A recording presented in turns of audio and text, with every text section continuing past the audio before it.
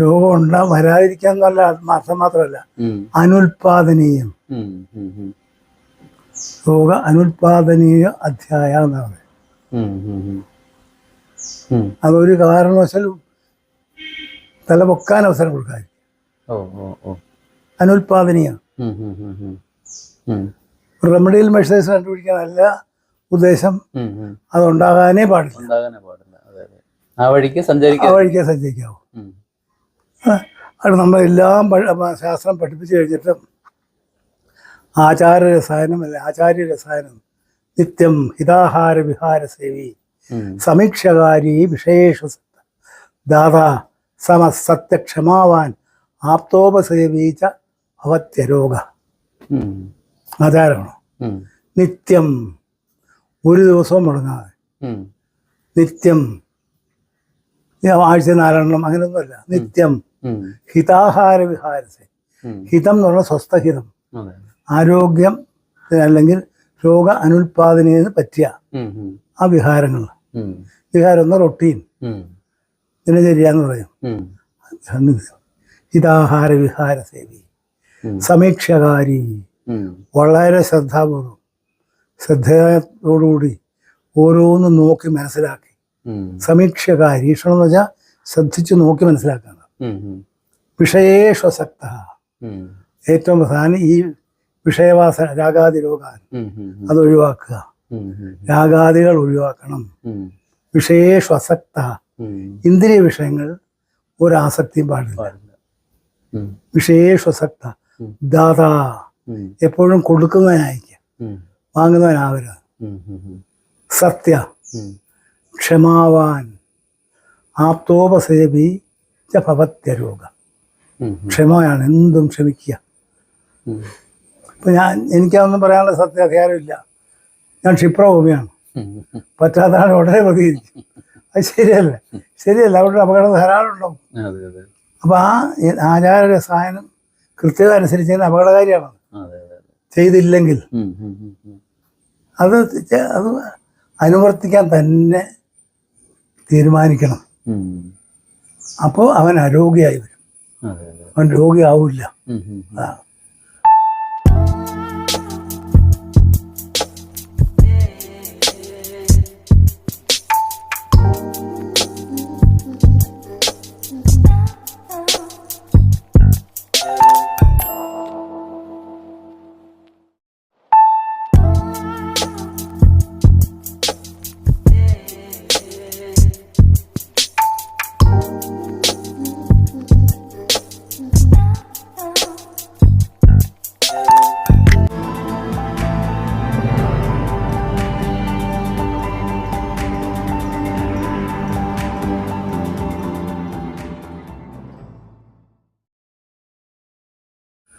അപ്പോൾ നമുക്ക് പാശ്ചാത്യ ശാസ്ത്രത്തിന് എല്ലാം ജീവിത അവസാനം വരെ മരുന്നാണ്.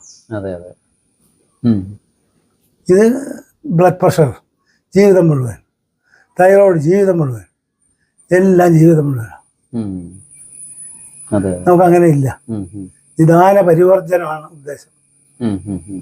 ഹേതുവും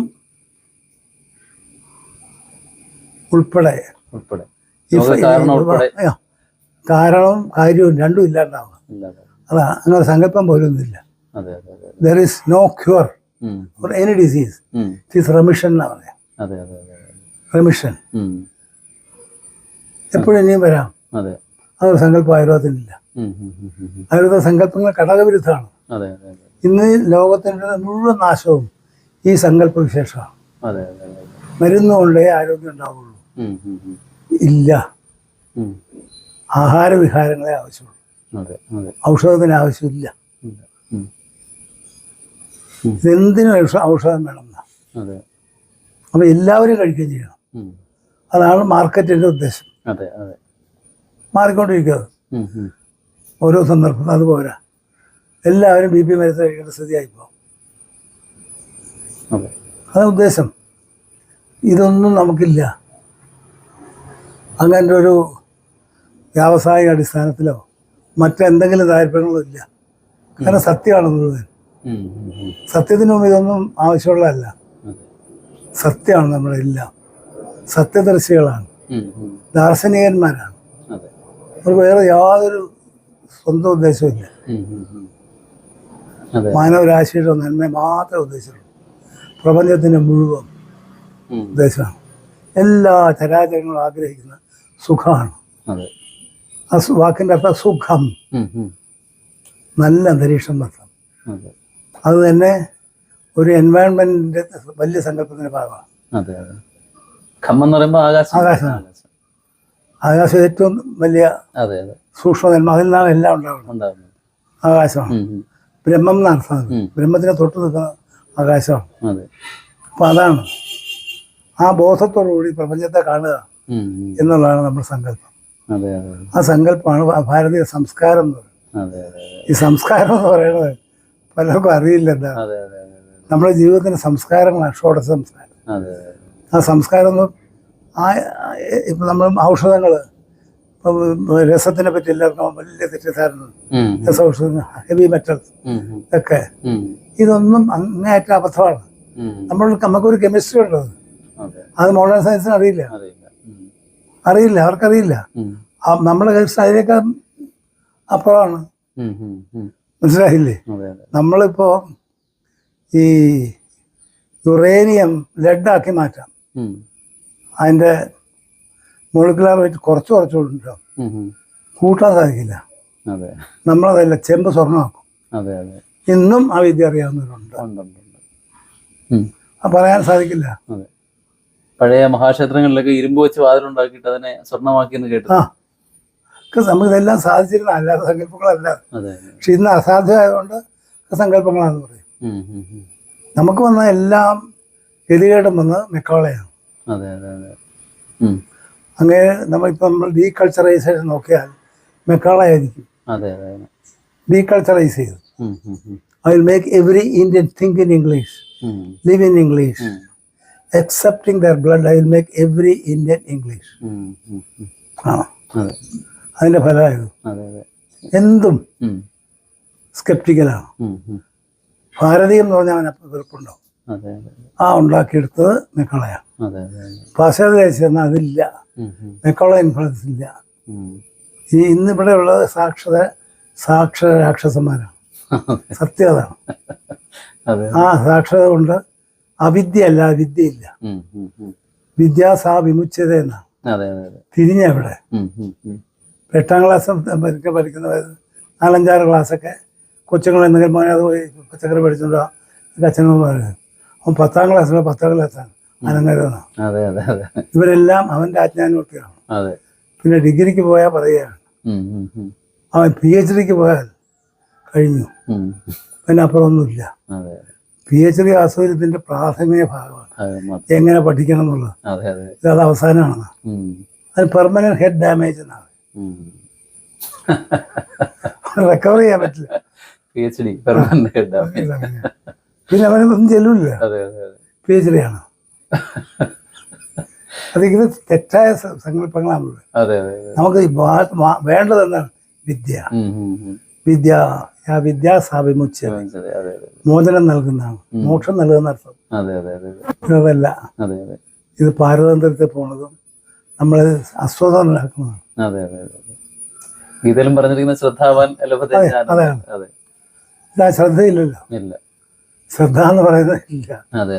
നമുക്ക് ശ്രദ്ധാസൂക്തം തന്നെയുണ്ട്. അപ്പൊ ആ ശ്രദ്ധ എന്ന് പറയണമെന്ന് പോയിരിക്കണം. അത് മാത്രമല്ല ഡോക്ടർ, ഇപ്പം 33% ഒരു കാര്യം മനസ്സിലാക്കിയാൽ മതി, ബാക്കി കുഴപ്പമില്ല. അങ്ങനെയാണല്ലോ ഇപ്പോഴത്തെ സ്കീം. 100-ൽ 33 കാര്യങ്ങൾ അറിഞ്ഞാൽ ബാക്കി 67 അറിയണ്ട. അപ്പൊ നിങ്ങൾ ജയിക്കുന്നു പറയാം. അപ്പൊ എങ്ങനെയാണ് ഒരാളിന് ഇതിനകത്ത് എക്സൽ ചെയ്യാൻ? ശരിയാവില്ല. ആ സങ്കല്പങ്ങൾ മുഴുവനും ആപാദ തലമസ്തകം മാറ്റണം. ഇപ്പോഴേ ശരിയാവുള്ളൂ. അത് വരും. ഇതൊരിക്കലും നശിച്ചു പോവില്ല. അതൊരിക്കലും ഇല്ല. ഇത് പുനരുത്ഥാനം ഉണ്ടാവും, അത് വരികയും ചെയ്യും. അവസാനം ഞാൻ തന്നെ ജനിക്കുന്നില്ല. താനുഭവതി ഭാരത അഭ്യുത്ഥാനം ധർമ്മസ്യ തഥാത്മാനം, അത് വരും. ഞങ്ങളൊരു സന്ദർഭത്തിൽ ഡോക്ടർ രാധാകൃഷ്ണനെ കാണാൻ പോയി. അപ്പോൾ അദ്ദേഹം തന്നെ പറഞ്ഞ, I M expecting N incarnation, ഇതുകൊണ്ടൊന്നും നടക്കില്ല. അദ്ദേഹം തന്നെ പറഞ്ഞു. കുറേ 10-60 വ്യാസ കോളേജിൻ്റെ ഇതിനു വേണ്ടി സാമൂഹികമായിട്ടൊക്കെ പോയി കണ്ടതാണ്. ആ ആ ആ ആ. അപ്പോൾ പറഞ്ഞു ഓൾവേസ് എക്സ്പെക്ടിങ് ഇൻകാർണേഷൻ. അതെ അതെ അതെ. അപ്പോൾ ആയുർവേദത്തിന് മാത്രം അവകാശപ്പെടാൻ പറ്റുന്ന ഒന്നാണ് ആയുസിന്റെ വേദം എന്ന് പറയുന്നത്. അതെ, ആയുസുമായിട്ട് മാത്രം ബന്ധപ്പെട്ട അതാണ് ആധുനിക വൈദ്യശാസ്ത്രം എനിക്കുന്ന ശരീരത്തിന് മാത്രമാണ് കണക്കാക്കുന്നത് തോന്നുന്നു അല്ലേ? അപ്പൊ അതിനെ കുറിച്ച് എങ്ങനെയാണ് ഈ ആയുസ് എന്ന് പറയുന്നത്? ആയുസ് എന്ന് പറയുന്നത് നമ്മളെ ശരീരം എന്ന് പറയുന്നത് വാസ്തവത്തിൽ അത് ചേതനാധാതുവാണ് പ്രധാനം. ചേതനാധാതു എന്ന് പറഞ്ഞാൽ ആത്മാവാണ്. ആത്മാവ്. അല്ലേ? ആ ചേതനാധാതു എന്ന് പറയുന്നതാണ് അവൻ്റെ ആത്മാവ് എന്ന് പറയുന്നത്. മറ്റൊരു ജഡമാണ്. അതെ, അത് നമ്മൾ കത്തിച്ച് കളയും. കത്തിച്ച് കളയേണ്ടതാണ്. അതെ, അത് യാതൊരു പ്രാധാന്യവും കൊടുത്തിട്ടില്ല. ഇനി രണ്ടാമത് ഉയർത്തെഴുന്നേക്കും, സ്വർഗത്തിൽ പോകും എന്നുള്ള ജഡിലമായിട്ടുള്ള ഒരു സങ്കല്പം നമുക്കില്ല. ഇത് പ്രത്യക്ഷത്തിൽ തന്നെ അയുക്തിയാണ്, യുക്തിഹീനാണത് അല്ലേ? അതെ. അത് ഗുരുദേവൻ പറയും ഭംഗിയായിട്ട്, ഈ ഉലകിന് വേറൊരു സത്തയില്ല, അതുണ്ടെന്ന ഉലകരുരപ്പ് സർവവും ഊഹഹീനം. അതെ അതെ. യോഗശാസ്ത്രകാരൻ അത് തന്നെയാണ് പറയുന്നത്. വേറെ രീതിയിലും മനോഹരമായി പറയും. ഈ നമ്മുടെ ശരീരം അല്ലെങ്കിൽ ശാസ്ത്രം എന്ന് പറയുന്നത് ആ സൂത്രരൂപം മനോഹരമായി പറഞ്ഞു വെച്ചിട്ടുണ്ട്. നമ്മുടെ ഈ യോഗശാസ്ത്രം ആരംഭം അധ യോഗാനുശാസനം. വാക്കിൻ്റെ അർത്ഥം തന്നെ അനുശാസനം എന്നാണ്.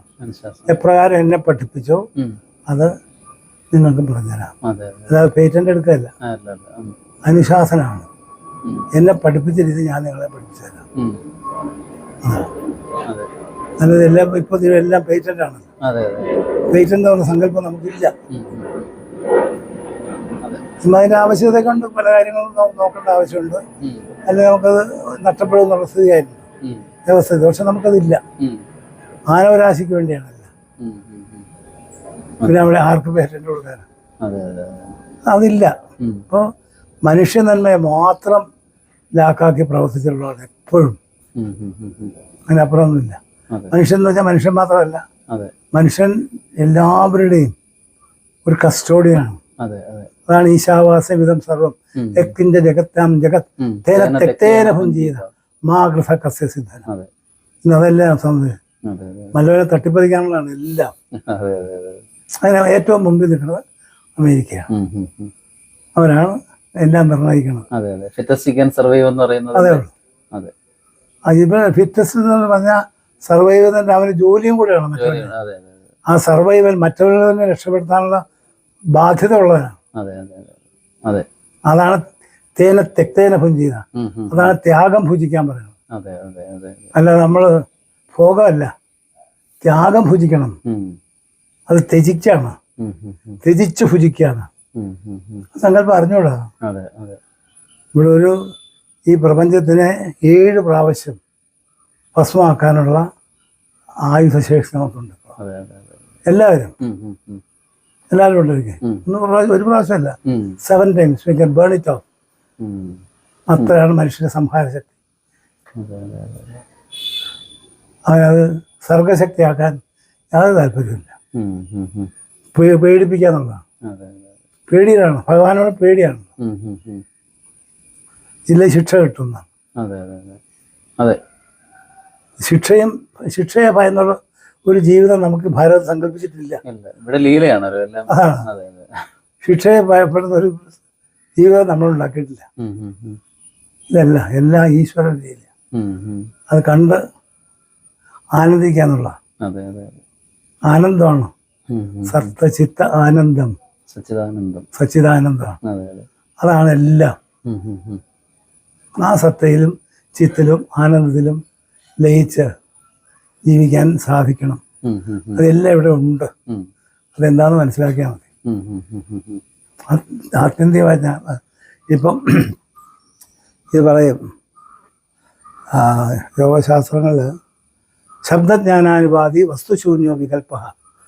ഈ സ്വർഗം നരകം എന്നൊക്കെ പറയണത് ശബ്ദജ്ഞാനം അല്ലാതെ വസ്തുശൂന്യമാണ്. ഓ. അതില്ല. ആ വികല്പജ്ഞാനം എന്ന് പറയും. പ്രമാണ വികല്പ നിദ്ര സ്മൃതയ 5 വൃത്തിയുള്ള ശാസ്ത്രം പറഞ്ഞാണ്. പ്രമാണം പ്രമയ്ക്ക് ഹേതായിരുന്നു. കറക്റ്റ് നോളജിന് ആധാരമായിട്ടുള്ള പ്രമാണം. വിപരീയ വികല്പ നിദ്രാസ്മൃതയ എല്ലാം വെൽ ഡിഫൈൻഡ് ആണ്. അത്ര സൂക്ഷ്മമായിട്ട് ഇപ്പൊ സ്വപ്നത്തിന് അല്ലെ നിദ്രയെ പറ്റി ഇന്ന് മോഡേൺ സയൻസിന് അറിഞ്ഞില്ല. അഭാവ പ്രത്യാലംബനാവൃത്തിർ നിദ്ര, the best definition for sleep. പ്രത്യയത്തിന്റെ ആലംബനത്തെയും അഭാവമാണ് നിദ്ര.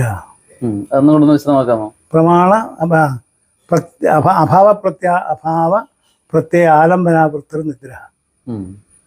പ്രത്യയത്തിന്റെയും ആലംബനത്തിന്റെ അഭാവമാണ് നിദ്ര. ഉറക്കത്തില് നമ്മൾ എവിടെ കിടക്കുന്ന അറിയില്ല, ആരാണെന്നറിയില്ല, എന്താണെന്നും അറിയില്ല. അതാണ് ഇപ്പോൾ ഉള്ളവർക്ക് ഉറക്കമില്ല, ബോധം കിടലാണ്. അതാണ് ഇന്നത്തെ ഉറക്കമില്ലായ്ക. ഈ മലബന്ധമാണല്ലോ മോഡേൺ വേൾഡിലെ ഏറ്റവും വലിയ ശാപം. വയറിളക്കുക, ഉറക്കമരുന്ന് കഴിക്കുക. ഉറക്കമരുന്ന് കഴിക്കുമ്പോൾ മലബന്ധം ഉണ്ടാവും. അതിന് വയറിളക്കിക്കൊള്ളുക, അല്ലാതെ ഒരു സങ്കല്പം ഇല്ല. Pharmacy so poor. നമ്മുടെ ഫാർമസി എത്ര വലിയ റിച്ചാണ്. എന്തിനും ഇപ്പോൾ ചിക്കൻ ഗുനിയക്കൊക്കെ നമ്മൾ 1000കണക്കിന് പ്രിസ്ക്രിപ്ഷൻസ് ഉണ്ടാക്കിയിട്ടുണ്ട്. ഓരോരുത്തരും നോക്കിയിട്ടാണ്. പൾസ് നോക്കി ആ കാര്യം നിശ്ചയിച്ച് അവിടെ തന്നെ ഉള്ള മരുന്നുകൾ ആദ്യം കണ്ടുപിടിക്കും. ഇപ്പോൾ ആലപ്പുഴയാണെങ്കിൽ ആലപ്പുഴ പരിസരത്ത് എന്തെല്ലാം മരുന്നുകളുണ്ട് അത് തന്നെ ഉപയോഗിക്കാൻ നോക്കും. അതാണ് ആ ദേശത്ത് അവൈലബിൾ ആയിരിക്കും. അങ്ങനെ കേട്ടിട്ടുണ്ട്. പുതിയൊരു രോഗം വരാൻ സാധ്യതയുള്ളപ്പോൾ പറമ്പിൽ പുതിയ പുതിയ ചെടികൾ ഉണ്ടാവും. ഒന്നും ആൾക്കാർക്ക് മനസ്സിലാവില്ല. അതൊന്നും സങ്കല്പത്തിന് അവനറിയില്ല. അതൊക്കെ വെറും വിവരമില്ലായിക എന്ന് പറയുന്നത് പുച്ഛിച്ച് തള്ളുള്ളൂ, എളുപ്പമുള്ള. അത് നമ്മൾ സൗകര്യമായിട്ട് താക്കോല് തന്നിട്ടുണ്ട്. നമ്മുടെ മെക്കോളെ മെക്കോള സാഹിബ് താക്കോല് ഉപയോഗിച്ച് എല്ലാം ചെയ്യാം, ഇതുണ്ടാക്കും. ആ ഒരു സ്ഥിതി മാറും. നമ്മുടെ സംസ്കാരത്തോട് തിരിച്ചു വരണം. അതിനുള്ള തൻ്റെ ഇടം വേണം. ആ തൻ്റെ ഇടം ഇല്ലെന്ന് എല്ലാവർക്കും ഭയത്തിലാണ്. ആ ഭയത്തിന് വരെ മരുന്ന് കഴിക്കുകയും ചെയ്യുന്നുണ്ട്. ഭയം എല്ലാ മരുന്നാണ്. എന്താണ് ഇമ്മ്യൂണോ സപ്രസൻസ്, ഒരു പ്രത്യേക മരുന്ന് തന്നെയാണ്. നമ്മൾ ഒരിക്കലും പ്രോത്സാഹിപ്പിക്കില്ല. അതുപോലെ ഈ ഭിഷഗ്ജന്യ രോഗങ്ങൾ എന്ന് പറഞ്ഞിട്ടുണ്ടല്ലോ, അതാണ് കൂടുതലും. അതിന് അവരെ ജോലി ചെയ്യണത്. അതിലാദ്യം എഴുതി മേടിക്കുമല്ലോ. നിയമത്തിന്റെ കുരുക്കിൽ നിന്ന് രക്ഷപ്പെടാൻ അപ്പോഴേ ഒപ്പം മേടിക്കും.